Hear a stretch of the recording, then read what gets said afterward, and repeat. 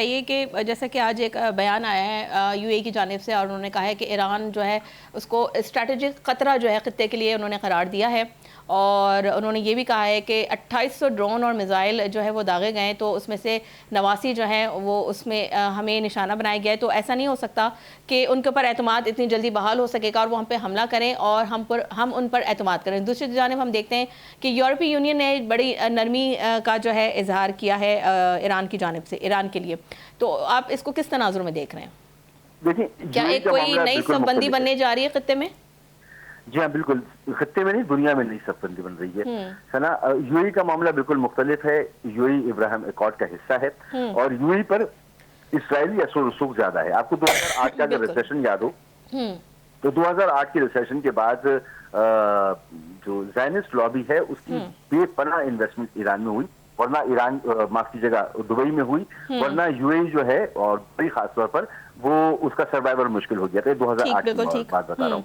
तो 2008 से लेकर अब तक इसराइल का बहुत जबरदस्त फुटप्रिंट नहीं बल्कि उसकी इनकी बहुत बड़ी मौजूदगी यूएई के अंदर मौजूद है।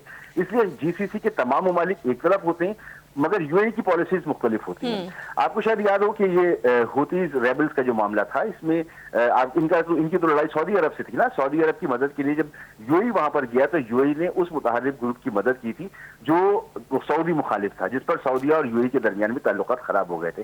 तो इस वक्त यूएई के ताल्लुकात सिर्फ ईरान से नहीं, सऊदीया से भी बहुत अच्छे नहीं है, और सऊदीया के अच्छे नहीं है तो पाकिस्तान से भी बहुत अच्छे नहीं है। तो एक अलग ब्लॉक में इस वक्त यूएई नजर आ रहा है।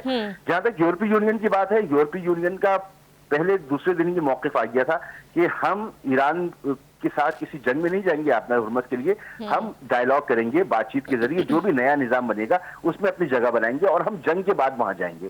तो यूरोप तैयार बैठा हुआ है। यूरोप ने अमेरिका से दूरी इख्तियार की है। वहां पर ये सोच पैदा हो गई है कि वाई नॉट रशिया, हम इतने अरसे से रशिया के साथ तनाज़े में हैं, इसका हमें कोई फायदा नहीं है, तो रशिया से हम ताल्लुकात बेहतर करें। तो रशिया से उनके ताल्लुकात बेहतर हो सकते हैं। खासतौर पर फ्रांस को अगर आप देखें और रशिया को देखें तो अब दूरियां खत्म होती हमें नजर आ रही हैं। तो ये एक नया ब्लॉक है। अमेरिका जो है उसने अपनी पावर को बहुत लूज किया है। अब वो वाहिद सुपर पावर नहीं है, और इस जंग के बाद, वैसे पहले भी नहीं था लेकिन इस जंग के बाद वाजे हो गया कि वो वाहिद सुपर पावर नहीं है।